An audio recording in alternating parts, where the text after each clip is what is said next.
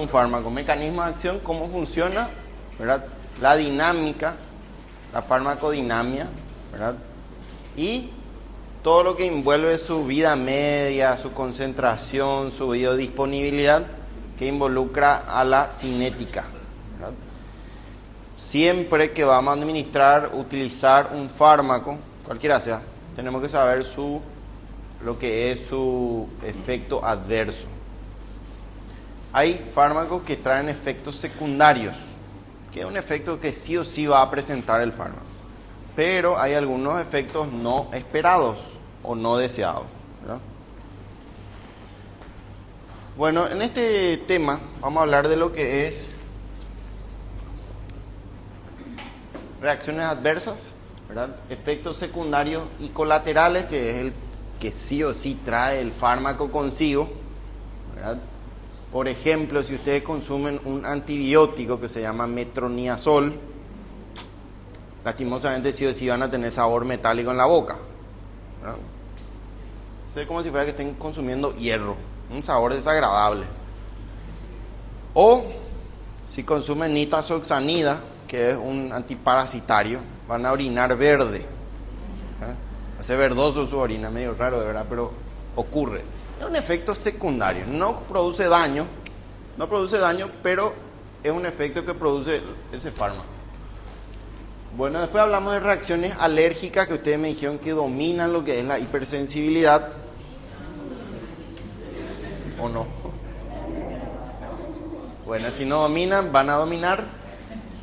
Error por medicación, que es lo que nosotros no queremos advertirle ya de las primeras clases, que el objetivo de esto es que lastimosamente el médico no se puede equivocar. Si nos equivocamos, puede costar la vida a un paciente, ¿verdad? Hubo casos extremos en el cual se confundieron de ampolla. Hace poco hubo un caso acá, en Franco. No sé si escucharon hablar de una chica que vino con una cefalea intensa, se le aplicó un medicamento y después de unos minutos fallece. ¿Cuál fue la versión extraoficial? Bueno, no sabemos la versión oficial. Que un interno de una facultad que está más o menos a 10 kilómetros de acá,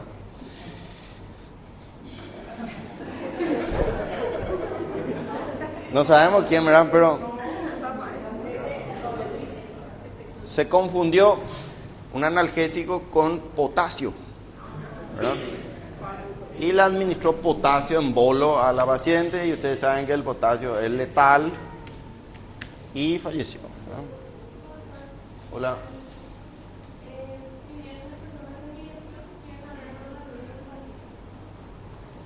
¿Qué pasó? Me cortó la inspiración. Farmacovigilancia, ¿sí? Es una rama también de la farmacología que se encarga de detectar los errores farmacológicos con respecto a dosis o nuevos fármacos que se van adhiriendo al pool. Bueno, entonces, ¿qué es reacción adversa? Una reacción nociva, una reacción dañina, una reacción que ocasiona un daño orgánico o funcional no deseada, que se presenta después de la administración de un fármaco a dosis terapéutica. Terapéutica es la dosis correcta que ustedes están siendo entrenados a realizar. Bueno, y un evento, por supuesto, es lo contrario, o sea, es diferente a reacción. Cualquier suceso médico indeseable que pueda presentarse en el tratamiento médico, suceso, acontecimiento, ¿verdad? Hay veces que hay una reacción vagal, por ejemplo. Se está administrando el fármaco por vía endovenosa, al paciente le crea un impacto emocional y empieza a tener diaforesis, ¿verdad? Palidez, ya se cae, así que ya se desmaya. Ese es un evento adverso que dice que no tiene necesariamente relación causal con el fármaco, es por el evento vagal, por ejemplo, ¿no? Se puso nervioso. Suele ocurrir eso en las prácticas de microbiología. Bueno, sustancia tóxica, cualquier sustancia, incluso un fármaco que pueda dañar un órgano viviente, ¿verdad? Eso es una sustancia tóxica, que esté diseñado para dañar. La dosis respuesta es justamente lo que nosotros administramos y esperamos que ocurra después de un tiempo, ¿no? Administramos una dosis de analgésico y después de cierto tiempo esperamos que haya calma del dolor. Eso es lo que estamos esperando con esto. Índice terapéutico. Básicamente tenemos una raya, una línea entre lo que es dosis letal, dosis máxima, y lo que nos dice acá que es la dosis efectiva, ¿verdad?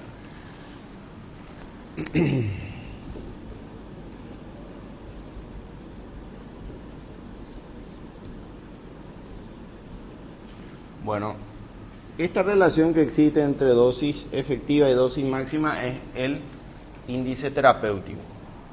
Cuanto mayor sea el índice terapéutico, cuanto más este esté separado, el fármaco va a ser más seguro, ¿verdad?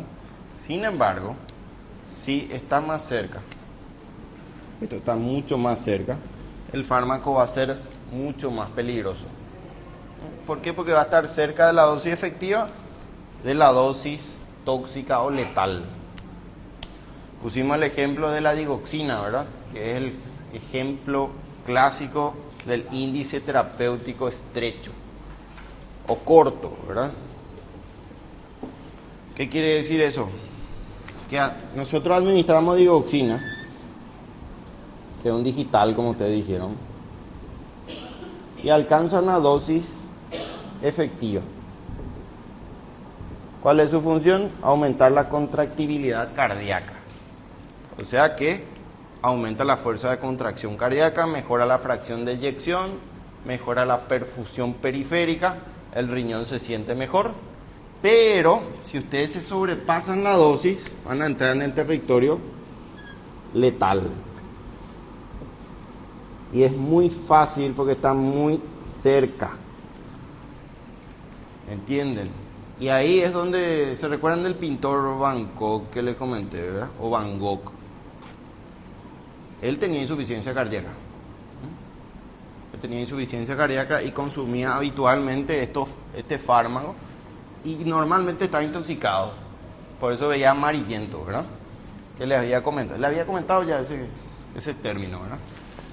Bueno, entonces la comparación entre la dosis letal media, o sea, la división entre la dosis letal media de un fármaco a dosis eficaz, a dosis normal o terapéutica, y lo que ya dije, a mayor índice terapéutico, mayor seguridad del fármaco.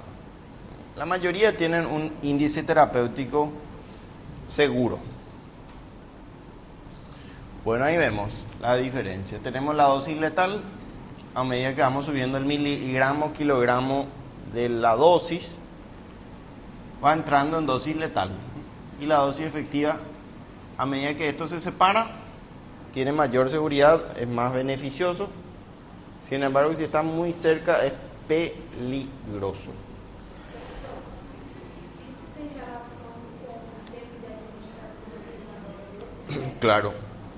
Claro, porque si cada fármaco trae un intervalo de dosis, ¿verdad?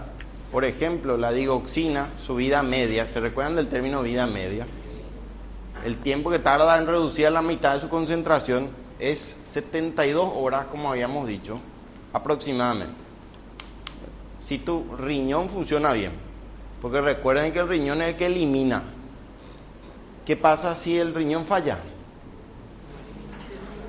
En vez de eliminar en 72 horas, va a eliminar en 4 o 5 días y se va a acumular Por eso dice la digoxina está contraindicada en insuficiencia renal. No se puede administrar, ¿verdad?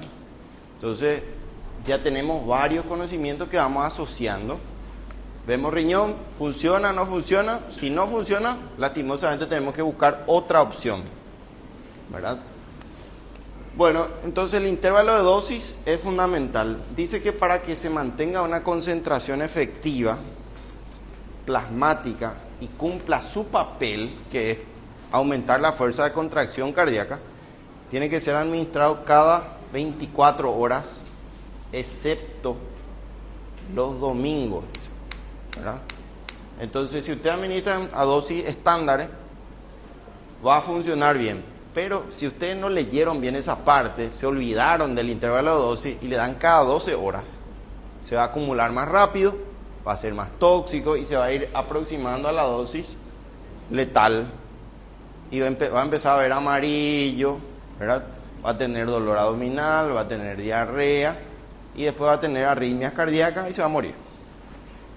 ¿Entienden? Entonces es muy importante que ustedes vayan visualizando los efectos adversos que tiene un fármaco. Por ejemplo, ustedes son los cardiologistas o los cardiólogos de un paciente y le dan digoxina y le llama y le dice: doctor, vos sabés que estoy empezando a ver amarillento, todo es amarillo. Que le dan: no, eso es normal. Puede ser que le digan: no pasa nada, eso es un efecto secundario del fármaco. Había sido un efecto ya tóxico. Y le dicen: ahora mismo acércate al sanatorio, al consultorio, vamos a tomarte una digoxinemia, se llama. Te quitan la sangre y te miden la concentración en plasma de digoxina, y si está haciendo dosis tóxica, ustedes le retiran el fármaco, ¿verdad? Una vez me pasó eso, exactamente me pasó lo mismo. Una paciente era enorme, pero no era obesa, era edematizada, tenía edema, estaba muy hinchada. Por supuesto, el hinchazón es mala señal de que el corazón está fallando, ¿verdad? Una insuficiencia cardíaca totalmente avanzada. No mejoraba con nada, la señora vivía, dormía sentada.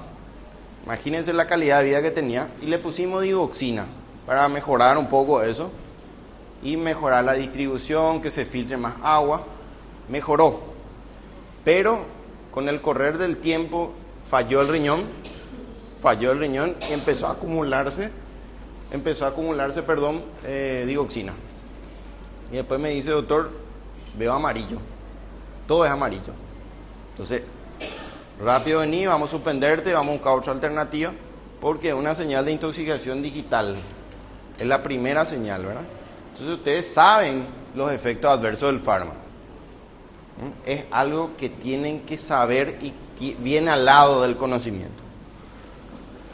Bueno, tenemos algunos términos como la dosis supraterapéutica. Sabemos que la digoxina viene de 0.25, 0.5 miligramos. Si le doy más de eso, es una dosis supraterapéutica, ¿verdad? Que puede ir rumbo a la toxicidad. Pusimos el ejemplo del paracetamol, que es un analgésico común. Su dosis efectiva dijimos que era 4 gramos día. Su dosis efectiva y su dosis máxima, ¿no? Sin embargo, la dosis tóxica o letal era 7.0 gramos día. Entonces, si yo paso la dosis o sobrepaso el intervalo, voy a ir hacia la dosis tóxica. Y vamos a ver por qué es el mayor causante de muerte a nivel mundial enseguida. Bueno, después tenemos las dosis terapéuticas, que son las dosis correctas que nosotros vamos a entrenarnos a manejar. ¿Cuáles son las dosis terapéuticas? Y cada fármaco tiene su reacción adversa esperable. Si ustedes compran un fármaco, van a ver un prospecto, ¿verdad? Y le va a decir: mira, si usted consume este fármaco puede tener reacción de Steven Johnson, puede tener necrolisis epidérmica tóxica y puede morir. Si leen bien, ¿verdad? Todo esto puedo tener si consumo este fármaco. Sí, puede ocurrir, pero la proporción es baja, ¿verdad? Es totalmente relativo. Lastimosamente es relativo, o sea, es esperable. Te advierte que puede ocurrir. Que ocurra es otra cosa. Efecto secundario es lo que viene consigo, sí o sí ocurre. Por ejemplo, hablamos de la orina verde de la nitazoxanida o la orina anaranjada de la rifampicina. También hay un uroanalgésico que se llama fenazopiridina cuando tienen infección urinaria. Viene con ese fármaco, ese problema. Muchos se asustan y vuelven a la consulta, doctor, asustado, taquicárdico, estoy orinando naranjado, doctor. Se olvidaron, no le explicaron ustedes que tiene un efecto secundario. ¿Entienden? Entonces, cuando indiquen, señor, señora, este fármaco tiene ese efecto, así que no se asuste, ¿verdad? Bueno, la dosis subterapéutica tampoco no es un objetivo, ¿verdad? Que no lleguemos a la dosis efectiva, o si no, no va a cumplir su papel farmacológico. Y la hipersensibilidad. Esto es totalmente inesperado. Es imposible saber si va a haber o no una reacción de hipersensibilidad, ¿verdad? Hay veces que pacientes fallecen por esto y el médico no puede saber, ¿verdad? Pero tiene que estar entrenado para solucionar la hipersensibilidad, ¿verdad? Si ustedes se entrenaron, realizaron las maniobras de soporte y no funcionó, eso ya es otra cosa. Hace poco hubo un caso en un sanatorio importante de Asunción, se llama Migone, no sé si escucharon hablar del caso. Se fue una criatura en brazos con la mamá, convulsionó, broncoaspiró y hizo un paro respiratorio. Habían 3 residentes porque por todos lados tenía cámara y se escuchaba lo que se decía. Es un problema esto, ¿verdad? Y se ven los 3 residentes así, se disiparon, ¿verdad? Y ve la cámara y ellos pueden decir, nosotros somos residentes de medicina familiar, no manejamos pediátricos o somos residentes de clínica médica. Todo médico tiene que estar entrenado para situaciones de emergencia, ¿verdad? Y lastimosamente a esos colegas se les condenó por omisión de auxilio, ¿verdad? En este caso, la idea es que ustedes manejen cómo se soluciona o se combate o se trata una hipersensibilidad. Bueno, hay personas que son susceptibles a los fármacos y tenemos que saber cuáles son. La edad, ancianos de edad avanzada, sabemos que el metabolismo está deteriorado, el riñón no funciona correctamente ya. Hay mucho estrés oxidativo acumulado. Entonces el sistema ya no es como una persona adolescente o adulta. También la niñez. Los niños menores a 2 años no tienen el sistema metabólico desarrollado o maduro, ¿verdad? No está maduro. Por eso la dosis pediátrica es totalmente otro mundo. Se calcula por el peso, por el miligramo, ¿verdad? Bueno, el embarazo también. El embarazo.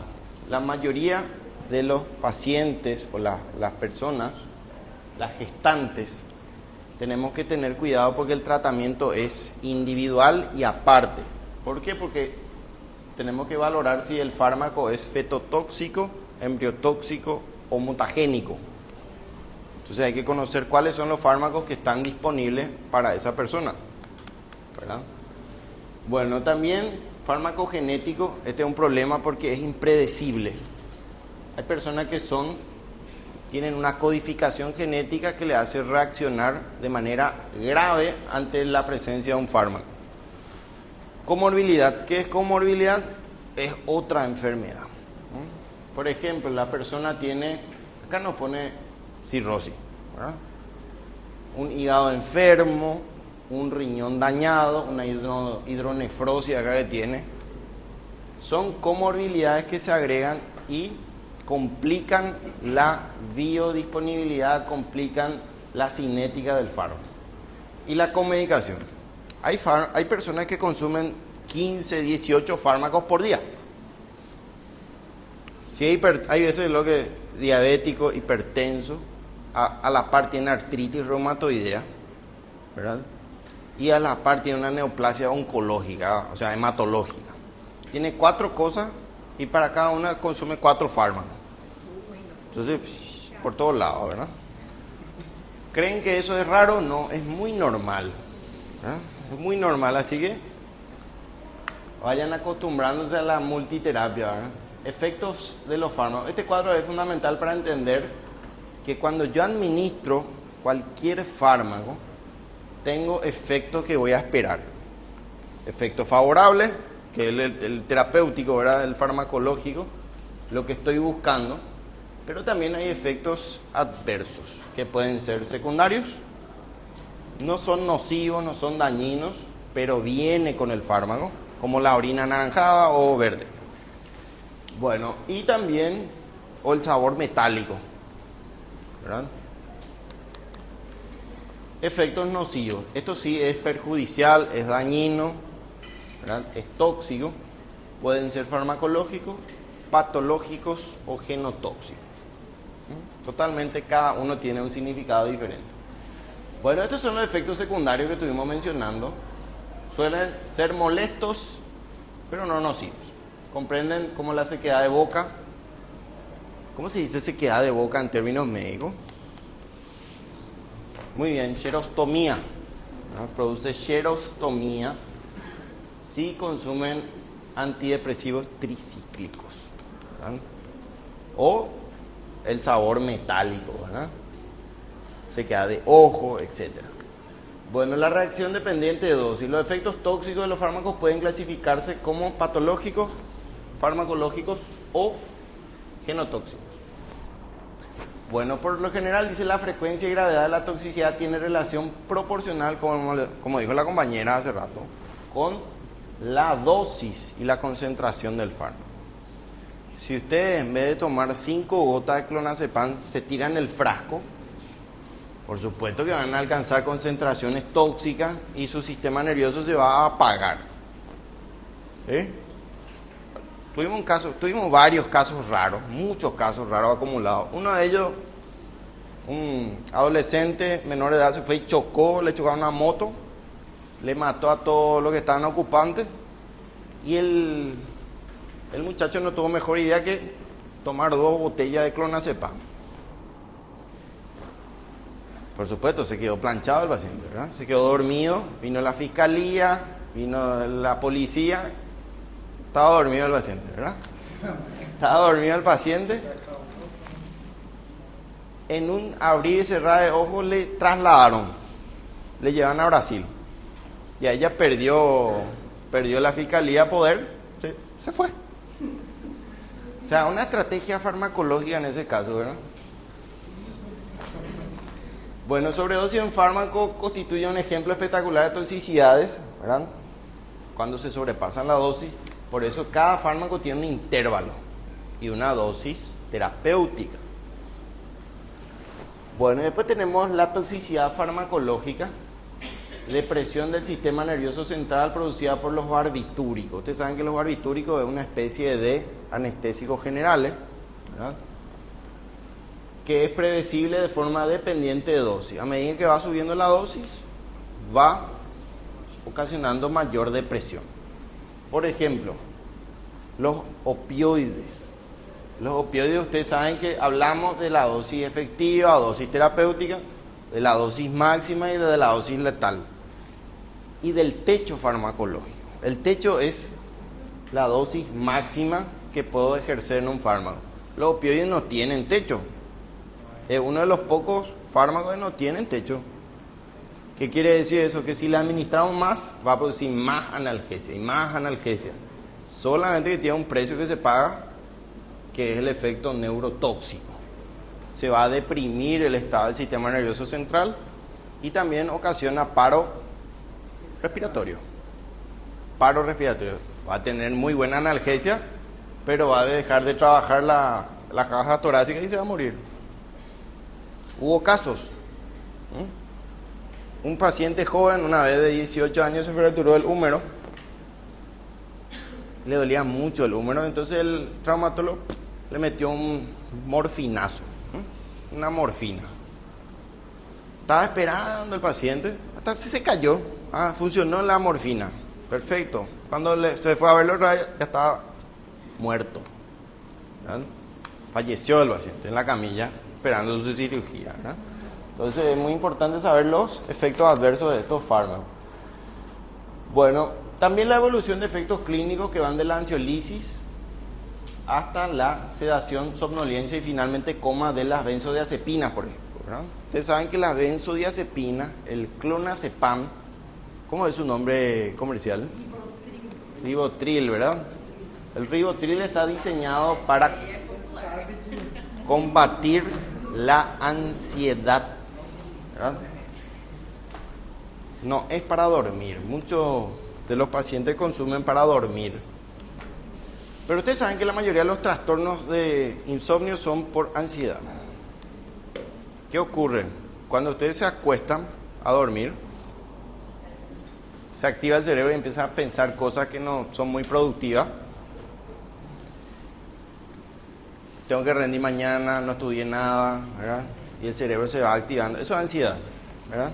Entonces, ¿qué hace el Rivotril? Corta eso. Y dice, todo está bien, no pasa nada. Somos millonarios y dormimos, ¿verdad? Ese es el efecto sedante, entre comillas, del ansiolítico a dosis terapéutica. Por supuesto que si subo la dosis, voy a tener efecto de sedación, voy a dormirme. Bueno, asimismo, el grado de hipotensión que produce la nifedipina. Esto vamos a hablar dentro de poco. La próxima clase vayan estudiando antihipertensivos, IECA y ARA2, ¿verdad? Ya hablamos ya de lo que es fármaco en sí. Nifedipina es un potente vasodilatador. Y la vasodilatación brusca es lo que provoca esto, la activación de mecanismos compensadores. Finalmente no es un tratamiento efectivo porque compensa otra vez lo que bajamos. Es como el tratamiento de la furosemida en la hipertensión arterial. Muchos ya me dijeron, doctor, yo me fui en una guardia, en un plantón y le hizo furosemida. ¿Es correcto eso? No. ¿Por qué? Porque lo que hace es vasodilatar, orinar y después el sistema recarga otra vez. Entonces es una falsa esperanza, ¿verdad? Bueno, acá tenemos la toxicidad patológica que tanto ya hablé del paracetamol porque es tan letal, ¿verdad? Acá vamos a entender que el paracetamol o acetaminofén es metabolizado ¿por quién? Por el hígado, por el glucurónido y conjugado de sulfatos no tóxicos y también tiene un metabolito activo y ese es su problema. Tiene un metabolito activo muy reactivo, dice que se llama N-acetil P-benzoquinoneimina, muy largo, entonces abreviamos en NAPQ1, que a través del citocromo P metaboliza esto y se le conoce como un compuesto intermedio biológicamente reactivo. ¿Qué es lo que pasa acá? En caso de sobredosis, el glutatión que tiene que detoxificar este metabolito intermedio está limitado. El hígado tiene un pool limitado de glutatión. Si ustedes se le sobrecargan con paracetamol, el glutatión se acaba y aumenta estrepitosamente el NAPQ1. ¿Y cuál es el problema? Es tóxico, necrótico, hepático. Produce necrosis hepática y rápida, ¿verdad? Tiene un antídoto que ustedes me dijeron que es la N-acetilcisteína, ¿verdad? ¿Para qué se diseñó la N-acetilcisteína? Un mucolítico, ¿verdad? Lo que hace es romper y vencer la tensión superficial del moco y fragmentar y de ese modo facilita la expulsión, ¿verdad? Bueno, ¿entendieron por qué es tóxico esto? Vamos a ver acá mejor. Acá tenemos el paracetamol. Necesariamente tiene que sufrir un periodo metabólico que se convierte en este periodo intermedio que es tóxico, es reactivo, un metabolito intermedio que tiene que ser detoxificado mediante glutatión, que es otro componente enzimático del hígado, pero tenemos pool limitado. Supongamos, para 1 gramo de paracetamol tenemos 5 glutationes. Si yo le doy 2 gramos, ya no voy a tener otros 5, entonces se va a empezar a acumular esto, tóxicamente, ¿verdad? Esto se elimina en forma de ácido mercaptúrico, pero si sigue el otro camino, vamos a tener lo que es el componente tóxico necrótico y va a ocasionar muerte celular ¿de quién? De los hepatocitos. Entonces produce una hepatitis farmacológica. Bueno, después tenemos los efectos genotóxicos, que esto sí no podemos saber. Esto es impredecible. Cada persona nace con una codificación genética y muchos vienen con susceptibilidad genética a desarrollar reacciones adversas farmacológicas, ¿verdad? Por supuesto, hay fármacos que se vinculó con las reacciones idiosincráticas, que son estas. ¿Quién, por ejemplo? Antes había un antibiótico, ¿verdad? Sigue habiendo, que se llama cloranfenicol, ¿verdad? Si ustedes se van a comprar acá enfrente de la farmacia, van a encontrar todavía. Cuesta 5.000 guaraníes la tira, barato. ¿Por qué sacaron de circulación? Uno, la amplia resistencia rápida que crea, ya no funciona para los microorganismos. Y otro, daba muchas reacciones idiosincráticas, ¿verdad? Había muchas personas susceptibles. Acá nos pone el ejemplo también del daño de ADN, que es, por ejemplo, el tratamiento de neoplasias, quimioterápicos, radioterapia. Y finalmente la reacción alérgica, ¿verdad? La reacción alérgica, que es una reacción adversa debido a la sensibilización previa, ¿verdad? Eso me dijeron que ustedes sabían todo. Bueno, ustedes saben que en 1903 un médico, en base a varios experimentos, ganó un premio Nobel de medicina, que si por ahí no saben es $1 millón, ¿no? Por el descubrimiento de la sensibilización. Parece sencillo esto, pero no es. Bueno, ¿qué es lo que ocurre? Hay un apteno, que en este caso es nuestro fármaco. Paracetamol, cloranfenicol, lo que sea, se une a una proteína endógena y forma un complejo antigénico. Bueno, las relaciones dosis y respuesta no suelen ser evidentes para desencadenamiento de la reacción alérgica. ¿Qué quiere decir esto?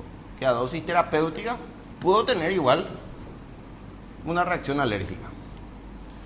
Bueno, ustedes saben cuál es la definición de hipersensibilidad.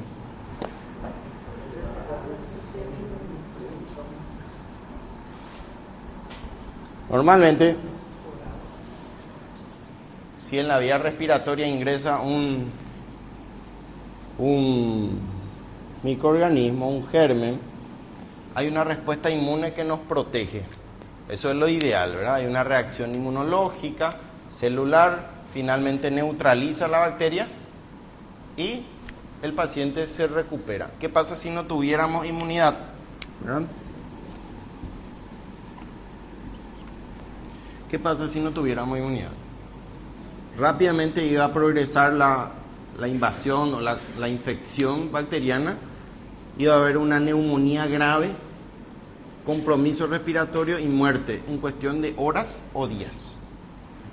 ¿Cómo ocurre con los VIH, por ejemplo? ¿No? Los pacientes que tienen VIH, SIDA, ¿verdad? Tienen un problema con la inmunidad, específicamente con el linfocito T. ¿Verdad? Se destruye rápidamente los linfocitos T después de años y no hay quien nos defienda. ¿Qué función tienen los linfocitos T CD4? Pues están los linfocitos B, están los linfocitos T. Tenemos los T helpers o colaboradores, ¿verdad? Se llaman helpers porque ayudan, alarman. Yo siempre le comparo a los T con los que alarman. Son como los bomberos, son como la policía que alarma el sistema, ¿verdad? Lo único que hacen estos señores es secretar citocina. Reclutan más infiltrados. Tenemos el T helper 1, el T helper 2 y el T helper 17, ¿verdad? El T helper 1 se encarga más bien de la respuesta inflamatoria frente a bacterias. Frente a bacterias. Estreptococo, tuberculosis. ¿verdad? Entonces es más bacteriano esto.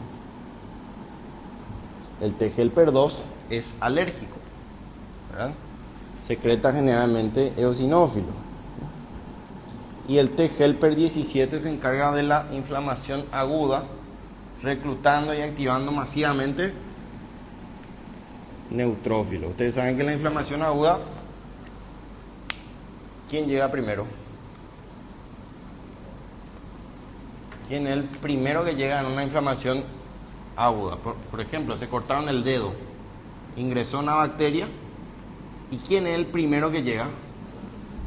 El neutrófilo. ¿Por qué? Porque son más numerosos, ¿verdad? ¿Cuántos por ciento hay en un hemograma? En la sangre. 60, muy bien. 60% de todas las células inflamatorias es neutrófilo. Entonces son más numerosos y por lógica llegan primero porque son más numerosos.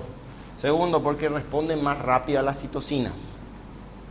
Son mucho más sensibles. El macrófago, el monocito, es muy lento. Lentamente viene. Sin embargo, ellos son muy rápidos. Y tercer punto, se adhieren más fácilmente al endotelio. Se acoplan y migran rápidamente. Entonces son la primera respuesta o línea de respuesta inflamatoria que generalmente regula el T. helper 17. Bueno, hablamos de la hipersensibilidad tipo 1, no sé si está acá. Ahí está. La hipersensibilidad tipo 1 puede ser leve o grave.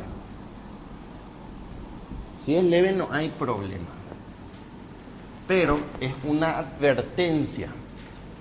Es una advertencia de viraje hacia grave. Les pongo un ejemplo.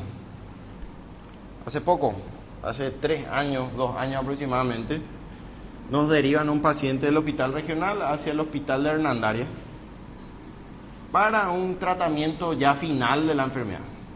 Chica joven, tenía 18 años, aparentemente se le veía intacta, pero tenía una traqueostomía, un tubo. Bueno, la pregunta es cómo se ganó esa traqueostomía. Bueno, ella cuenta que sufrió de una faringitis inflamatoria y se automedicó con ibuprofeno de 400 miligramos. Después de segundo le empezó a salir una dermatitis que se llama abones, ¿verdad? O urticaria, más conocidamente del término médico. Seguramente ya sufrieron urticaria. Lesión sobrelevada, muy pruriginosa, pica y se ve transparente, parece que hay agua debajo. Entonces el día que tengan eso es una urticaria. No le hizo caso. Eso fue una expresión leve de la hipersensibilidad. Después de unos meses volvió a tener otra faringitis, pero ahí ya se fue hacia algo grave. Se empezó a hinchar el ojo, se empezó a inflamar los labios y empezó a faltarle el aire. Entonces se asustó, se subió en el auto, 15 minutos entra por la puerta y cae. Cuando le ven está en paro ya. 15 minutos no me tardó de llegar hasta el hospital.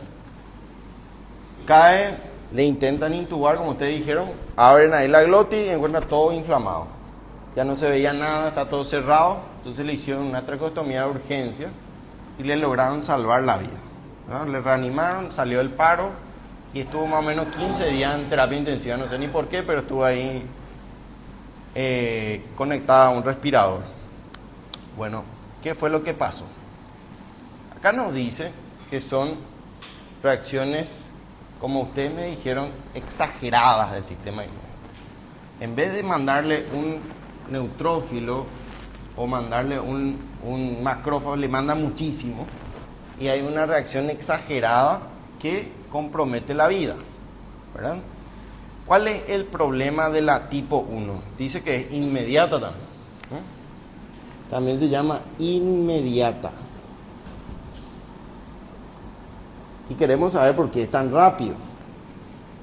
Ustedes saben que esto regula la inmunoglobulina IgE.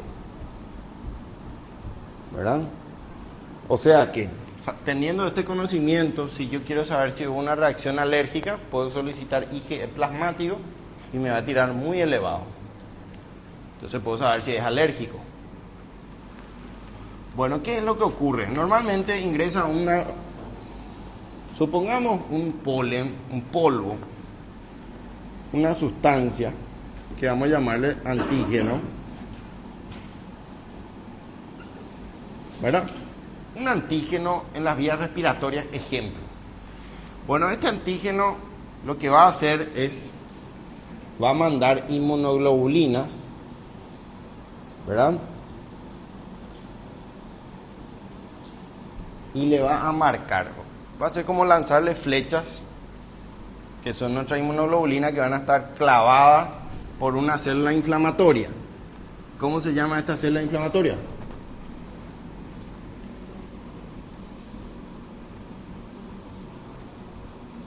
Mastocito o célula cebada también se llama, depende de dónde leamos, ¿verdad?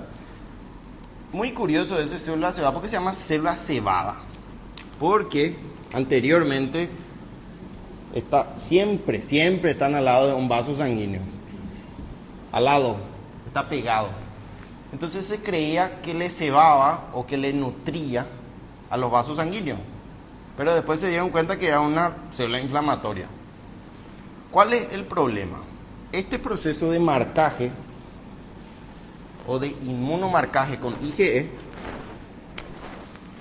esto es IgE marcada a nuestro mastocito, está diseñada para reaccionar frente a este antígeno específico.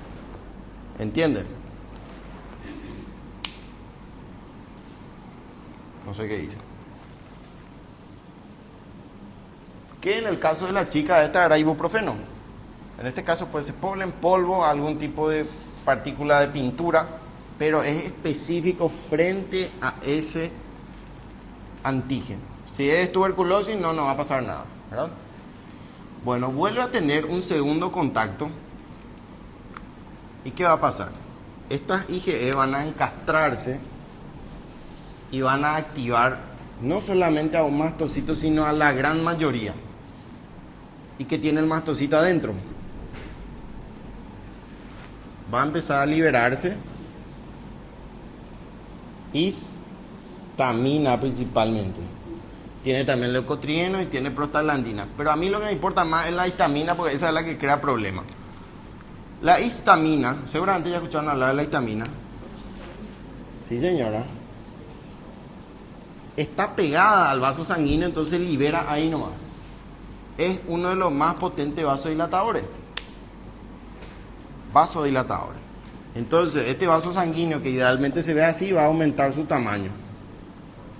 ¿Qué pasa si aumentamos el tamaño de un vaso? De todos los vasos. Rápidamente se dilatan todos los vasos. ¿Por qué? Porque activaron un vasodilatador. ¿Qué va a pasar? Va a caer la presión arterial, va a haber hipotensión. Y ahí está el problema. Si hay hipotensión más hipersensibilidad, se llama shock anafiláctico. ¿Por qué hay shock? Porque se vasodilataron los vasos. ¿Por qué? Porque se liberó la histamina. ¿Por qué se liberó? Porque se activó por un antígeno específico. ¿Entienden? Ahora, ahí es donde me dije, acá le damos antihistamínico, ¿verdad? Muy bien, es el tratamiento de la alergia, de la anafilaxia. Le doy un antihistamínico parenteral, porque está grave este señor, ¿verdad? Bueno, los mastocitos a su vez generan histamina, liberan histamina y también tienen la peculiaridad de secretar generalmente citocinas, ¿verdad? Entre ellas generan la interleucina 5, que le va a llamar a quién? Le va a llamar a un polimorfo nuclear que se va a llamar eosinófilo. Por eso la eosinofilia también se lleva de la mano con los IgE. La hipereosinofilia señala alergia, ¿verdad? Alergia, reacción hipersensibilidad tipo 1. es un polimorfo nuclear que tiene unos gránulos adentro, que se llama, ¿cómo se llaman los gránulos del eosinófilo? Se llama proteína básica principal y proteína catiónica mayor. Son dos principales. ¿Cuál es el beneficio de saber esa información? Son los dos más potentes antiparasitarios endógenos. Por eso es que cuando tienen parásitos en su organismo, van a aumentar los eosinófilos para tratar de eliminarlos, ¿verdad? Tienen Ascaris lumbricoides, por ejemplo, ¿verdad? Y se van a ir ahí los eosinófilos y le va a tirar una señal en el hemograma que dice o puede ser alergia o puede ser parásito. ¿Cómo yo sé si es alergia o parásito? Tengo que solicitar IgE para ver el antecedente alérgico, ¿verdad? Muy bien, eosinófilo. ¿Quién controla esto? La interleucina 5. También secreta interleucina 4 para estimular a las células plasmáticas a generar inmunoglobulinas nuevas para volver a recrear el sistema, ¿verdad? Bueno, es así como se desarrolla una hipersensibilidad de tipo 1. ¿verdad? El principal responsable es el mastocito que está marcado con IgE. Bueno, ejemplo dice, anemia, perdón, este es el 2. El ejemplo, estas reacciones tienden a presentarse con rapidez. ¿Por qué son tan rápidas? Por esta vecindad estrecha. El mastocito está al lado del vaso sanguíneo, entonces es prácticamente inmediato. Bueno, la tipo 2 se llama también citotóxica,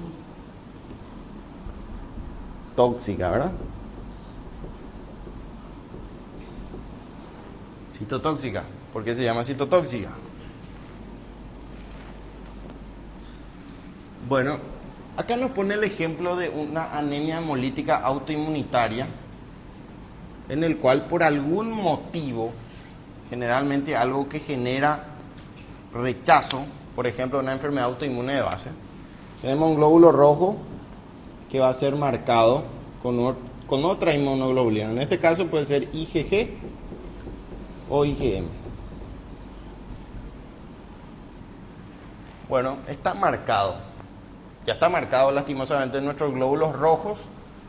Y por acá va pasando alguien el complemento.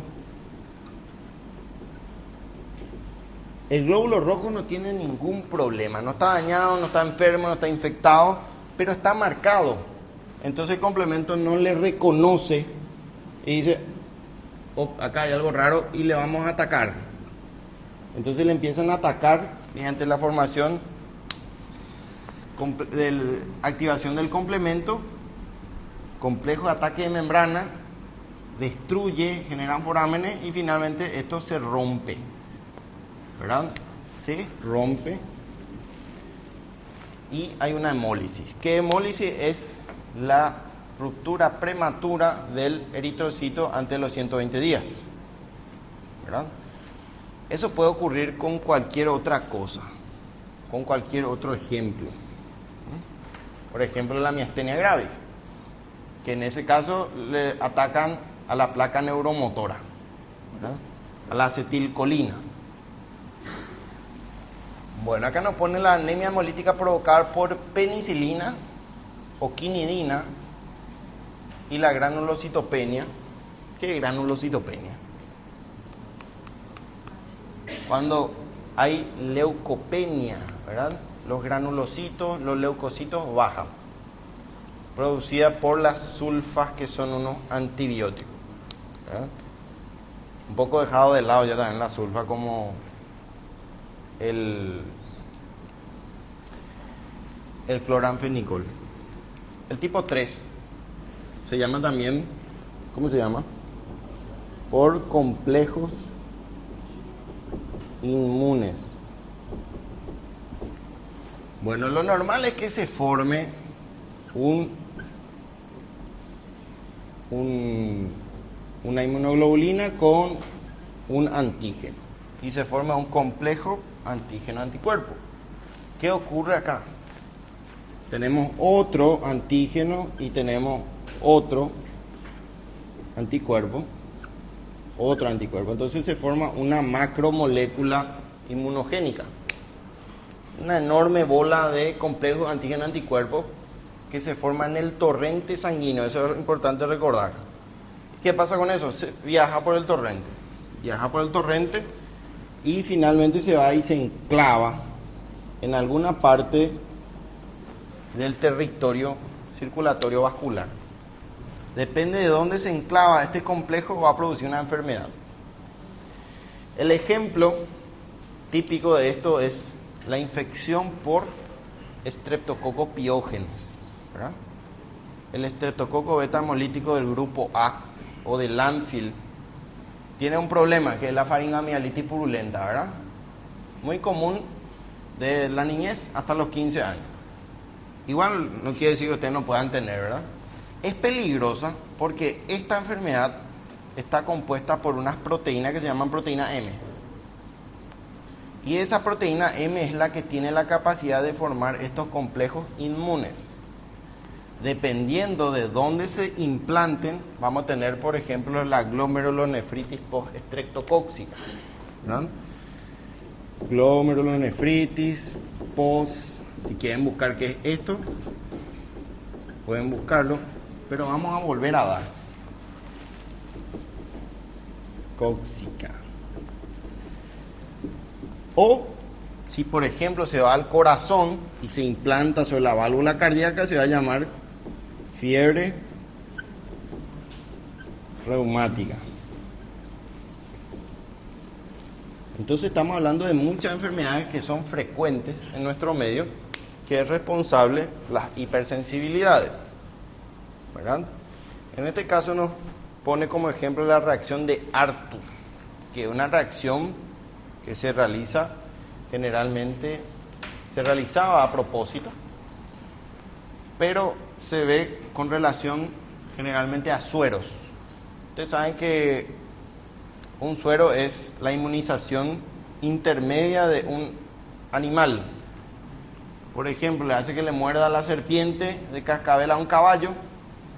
El caballo reacciona a inmunidad frente a ese veneno y eso se vuelve a extraer y le aplican al humano. Eso es lo que es ejemplo de suero. O sea, puede desencadenar una reacción de Artus. Bueno, acá nos dice, conlleva la generación de complejos antígeno-anticuerpos, generalmente que se depositan por las paredes vasculares, como ya mencioné, de donde produce un fenómeno destructivo. Este complejo inmune va a destruir, va a producir una vasculitis, ¿verdad?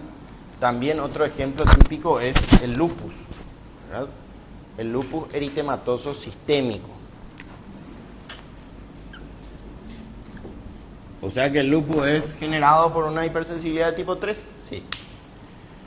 En ese caso es por la circulación de antígenos antinucleares, ¿verdad? Ustedes saben que el diagnóstico del lupus se centra principalmente en la detección de antígenos antinucleares o ANA.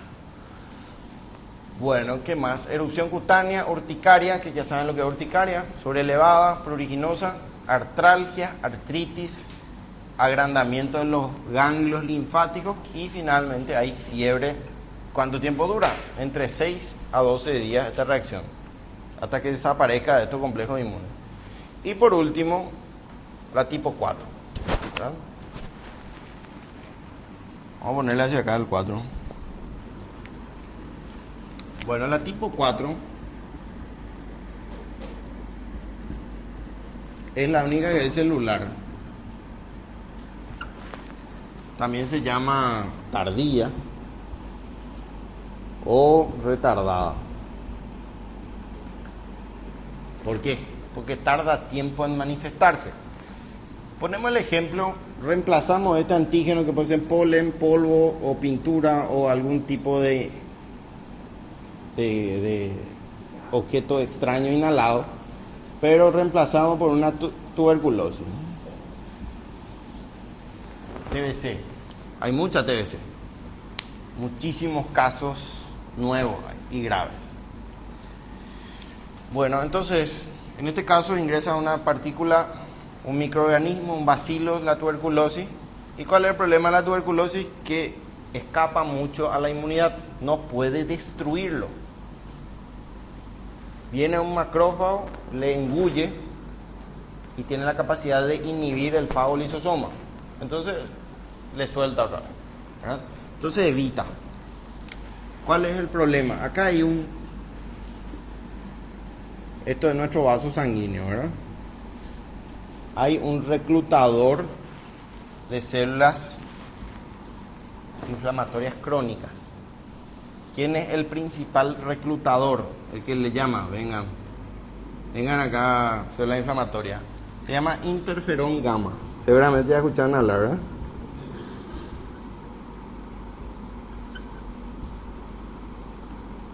Ahora, para llamar macrófagos, ¿qué primero fueron acá en el torrente sanguíneo? No es que son macrófagos ya. Muy bien. Monocitos. En el torrente sanguíneo no hay forma de dosar macrófagos. Entonces, ¿qué se dosa? Monocitos, ¿verdad? Ya hablamos de los eosinófilos, ¿verdad? Neutrófilos, que me dijeron que corresponde al 60% aproximadamente. Linfocitos, más o menos el 30%. Monocitos, de 0 a 2. Eosinófilos, esto tuvieron que haber dado, ¿verdad? 0 a 5. Lo que medimos es monocito. ¿Cuánto tiempo vive un monocito en sangre? 24 horas. Después se muere. Una vez que migra, recién cambia su conformación, tiene mayor capacidad de sobrevivencia, mayor capacidad de ataque, mayor agresividad. Recién ahí cambia. O sea, con esto estoy diciendo que yo puedo ver si hay monocitosis, aumento de los monocitos, ¿significa que hay una tuberculosis, por ejemplo? Por supuesto. Te indica resultados granulomatosos, ¿verdad? Enfermedades granulomatosas, monocitosis. Eosinofilia, alergia y parasitosis, ¿verdad? Neutrófilo, bacterias. Linfocito, virus, neoplasia, etc. ¿verdad? Bueno, estos macrófagos son reclutados masivamente en el foco. Acá van a reclutarse y alojarse. Y van a tratar de eliminar, pero no van a poder, porque tiene una gran capacidad de eludir el sistema inmune y van a modificar su forma y van a tener células epitelioides y células gigantes y demás cosas. Finalmente lo que van a hacer van a envolver a la tuberculosis y lo van a detener, ¿verdad? Esa es una hipersensibilidad tardía. O, por ejemplo, si se colocan un piercing en un cuerpo extraño y va a desarrollar un granuloma alrededor, ¿verdad? ¿Qué tipo de hipersensibilidad va a ser? 4, ¿verdad? Bueno, entonces también se clasifican por grupos o tipos, ¿verdad?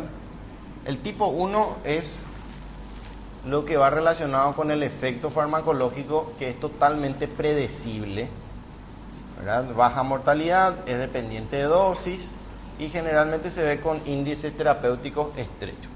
Fármacos que son fácilmente, digamos, pueden entrar en la toxicidad, como la digoxina, ¿verdad? O ciertos antibióticos. Bueno, después tenemos los ejemplos. Acá tenemos los aminoglucósidos, justamente estaba mencionando antibióticos.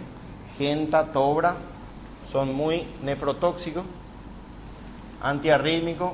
Fíjense que aparece este anestésico local que es lidocaína, amidarona, anticoagulante como la warfarina y el acenocumarol, que ese es un problema.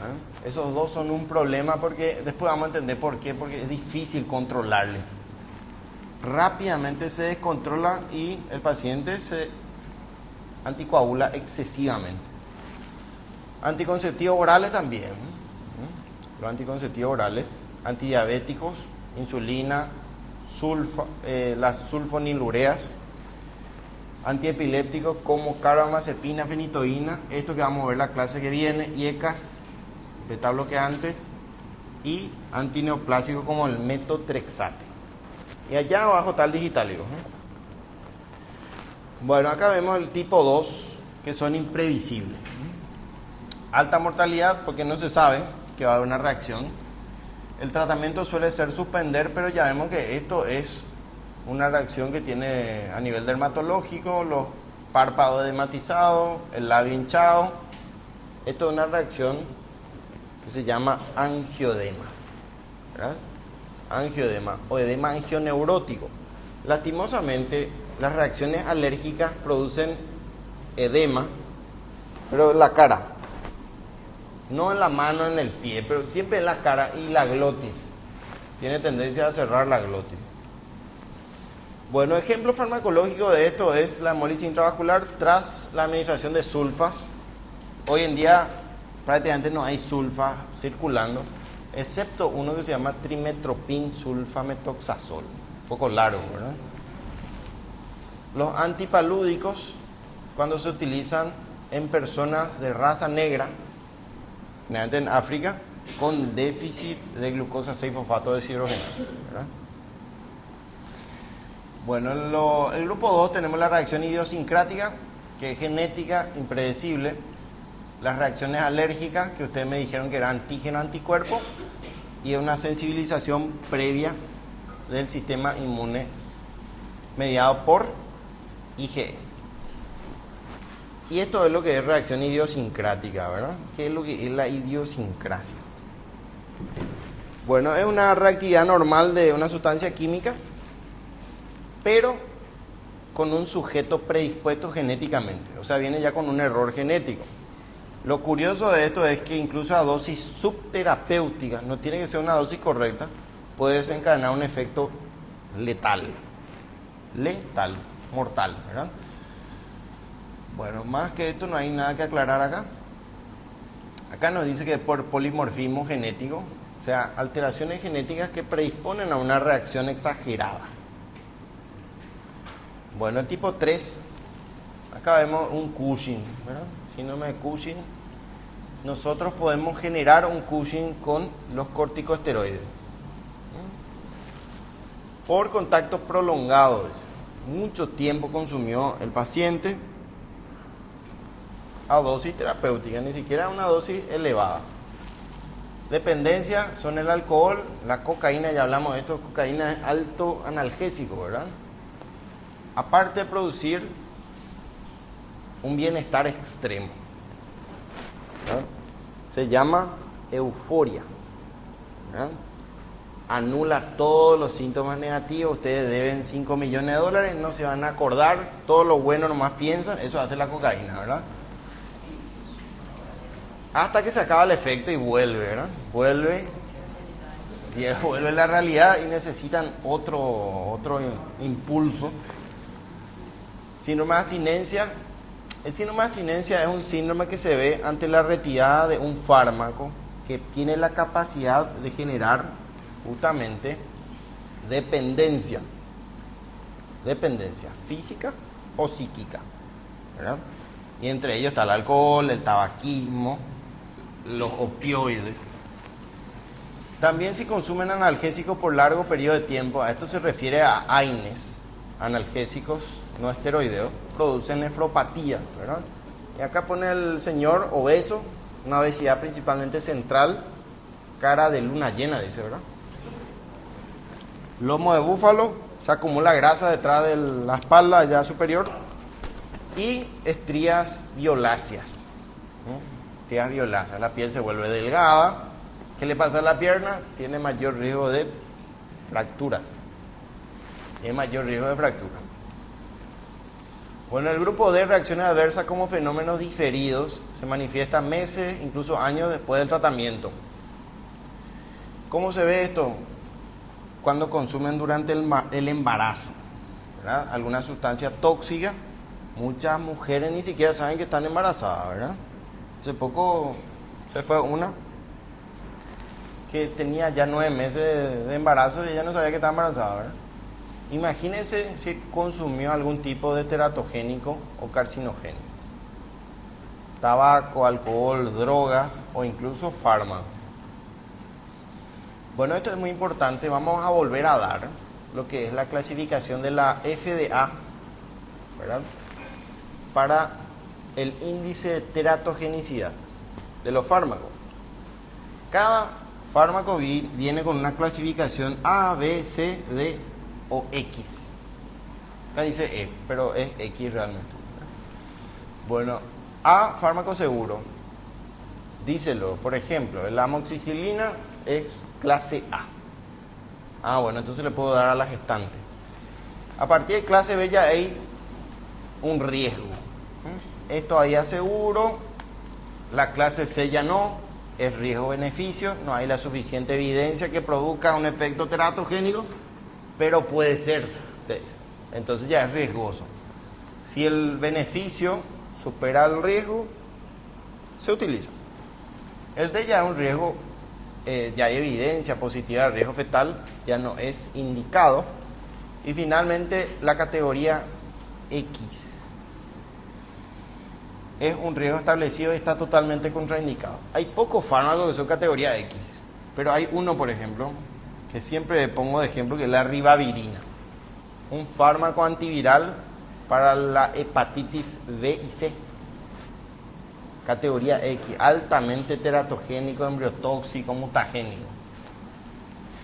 Bueno, y el tipo 5 es que un cese brusco de la administración, ustedes le están dando por largo periodo de tiempo, sacan el fármaco, puede dar una reacción de rebote, se llama, ¿verdad?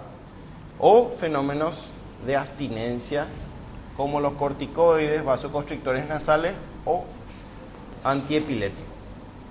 Ustedes le quitan los beta bloqueantes, por ejemplo, y da taquicardia de rebote, ¿verdad? Quitan la ranitidina, da hiperacidez.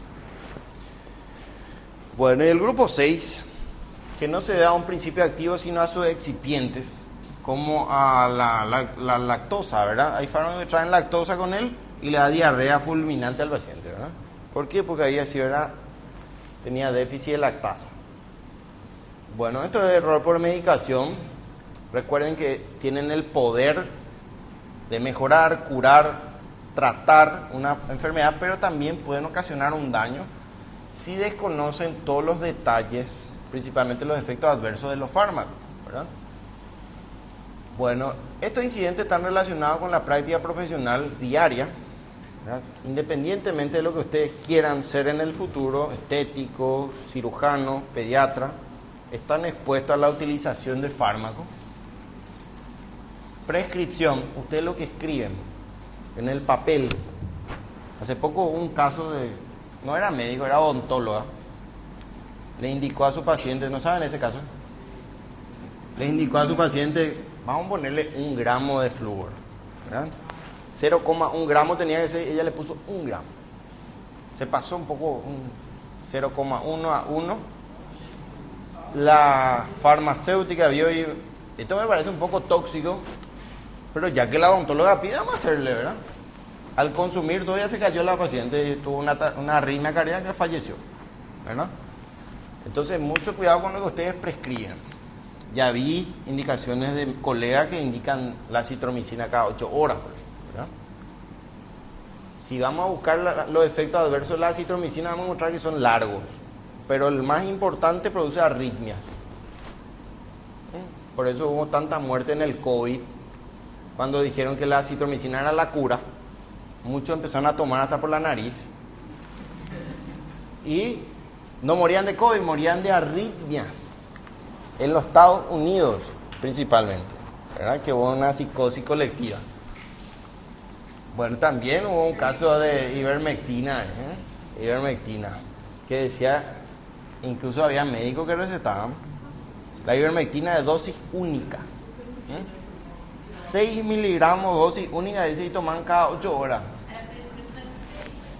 Totalmente locura, ¿eh?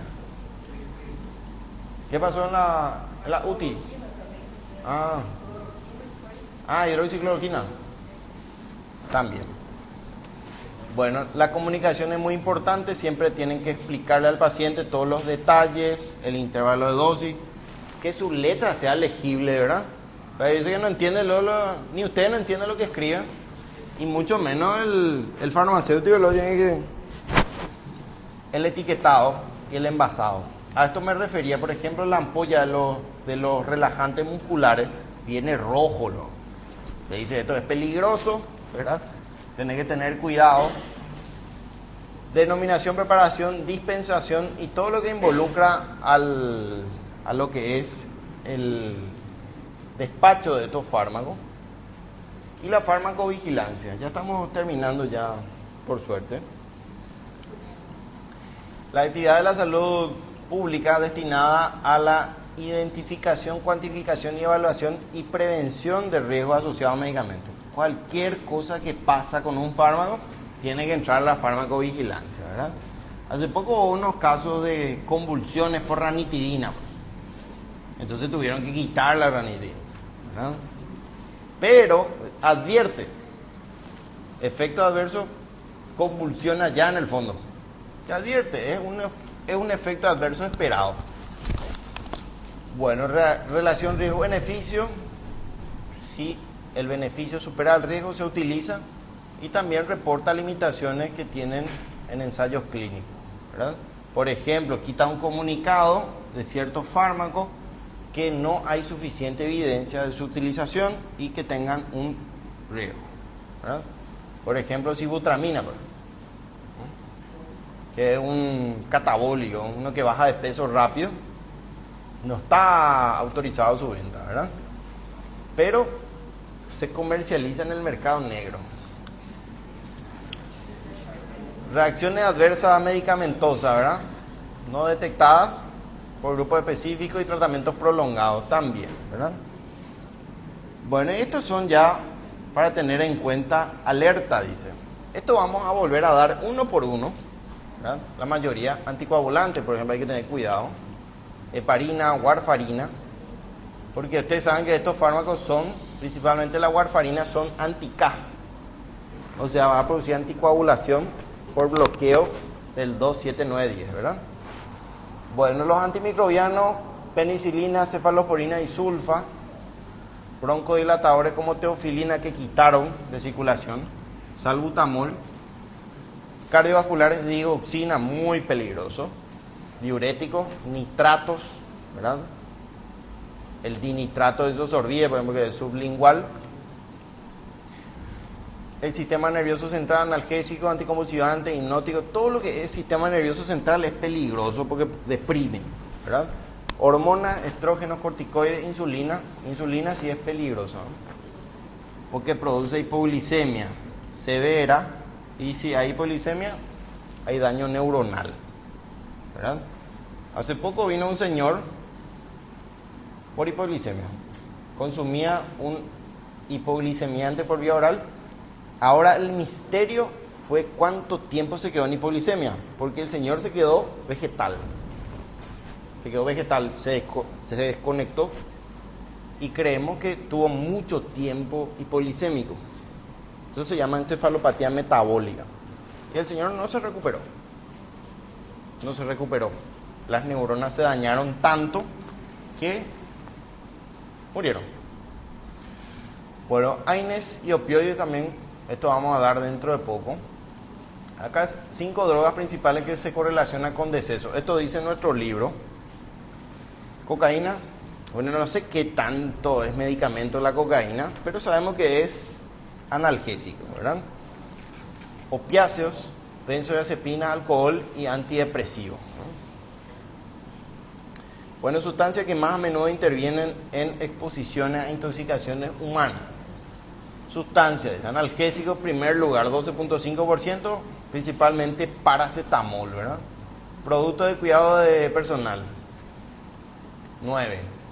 Sustancias para la limpieza, principalmente el hipoclorito de sodio, ¿verdad? La lavandina, 8.7, cloro. Sedantes, hipnóticos y antipsicóticos, estos sí son fármacos, 6.2, cuerpo extraño, 5.1, preparados tópicos, raro pero puede ocurrir, para tratar la tos y el resfriado, ¿verdad? Acá también entra opioides. Ustedes saben que ciertos opioides bloquean el centro de la tos y los antidepresivos. Y por último ya para los que están inquietos, es para que ustedes vean más o menos los antídotos. Por acá tenemos el antídoto y por acá tenemos el fármaco. Si se intoxican con warfarina, que es un anticoagulante peligroso, tenemos la vitamina K. ¿Por qué? Porque son anti-K. Bueno, el cianuro, por ejemplo, que es letal, produce una respiración anabólica o anaeróbica. Tiosulfato sódico, ¿verdad? El metotrexato tiene el leucovorin. ¿Qué más tenemos acá conocido? Metanol, plomo, hierro. Benzodiazepina está por acá. Benzodiazepinas, ustedes me dijeron flumacenil, ¿verdad? O sea, tiene su... Y por acá está el acetilcisteína, paracetamol, ¿verdad? Bueno, siempre tengan cuidado con los fármacos y mantengan alejados de los niños, ¿verdad?